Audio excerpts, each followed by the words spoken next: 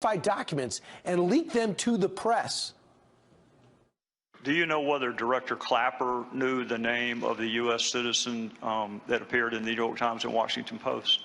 I can't say in this forum because, again, I don't want to confirm that there was classified information in the newspaper. Would he have access to an unmasked name? In some circumstances, sure. Would Director Brennan have access to an unmasked U.S. citizen's name? In some circumstances, yes. Would former White House advisor Ben Rhodes have access to an unmasked U.S. citizen's name? I don't know the answer to that. Could you find out? South Carolina Congressman Trey Gowdy is joining us right now from Washington.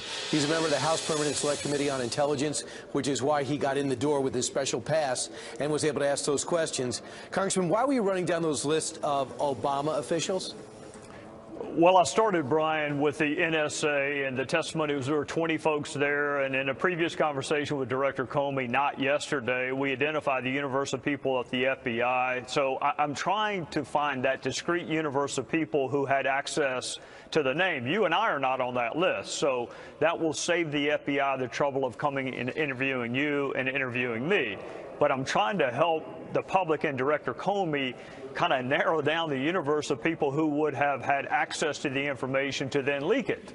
When he came out and made his initial, after you guys made your speeches, after Devin Nunes came out and Congressman Schiff came out and made their opening remarks, he was asked, why, basically, what are your remarks? I want to confirm that there's an investigation going on to the role of Russia in the last election and any type of relationship with the Trump organization.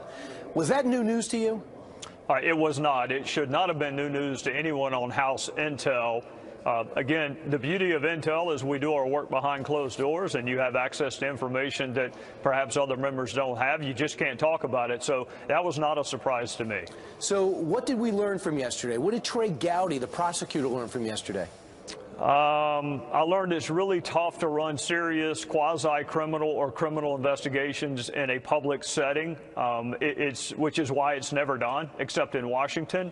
I think the most troubling part for me was when Director Comey would not assure us that there's a leak investigation. He was more than happy to assure us that there's an investigation into the potential ties between the Trump campaign and Russia, which may or may not be a crime. Leaking of classified information is a crime, but he would not confirm that investigation. Would you also, are you surprised that there's no interest in John Podesta's perhaps investment in a company that Vladimir Putin was invested in that was turned over to his daughter? I think John Podesta played a major role. I don't know, and I'm not supposed to know, and I hope the FBI is working on lots and lots of things involved in this fact pattern that no one knows about, because that's a sign to me of the integrity of the investigation. But I have no idea what Director Comey knows and what the women and men of the FBI are working on. What about the fact that Roger Stone and some others, Paul Manafort and others, were somehow in contact with Russians? And they might deny it, but in Roger Stone's case, he direct tweeted Guccifer. He was praising Julian Assange.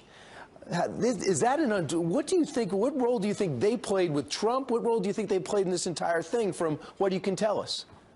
Don't know, and won't be able to answer that question until the Bureau interviews the names you just mentioned. There are times in life where people claim to have a connection or a nexus with folks, and that is not borne out factually. You will never hear me compliment Julian Assange or WikiLeaks.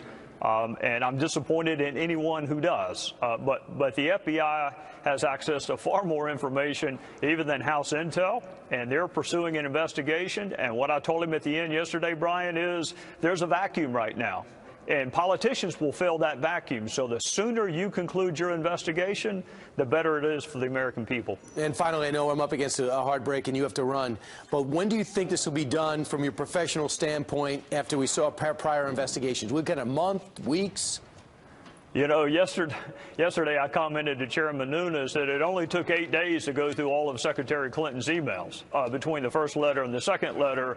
I hope, and I'm sure Director Comey knows the gravity of this investigation from a constitutional perspective, and I'm sure they will do it as quickly as possible, but it depends upon the evidence and the number of witnesses and the number of documents. Somehow, if there's a big story in Washington, Congressman Trey Gowdy's in the middle of it. So thanks so much for joining us. Yes, sir.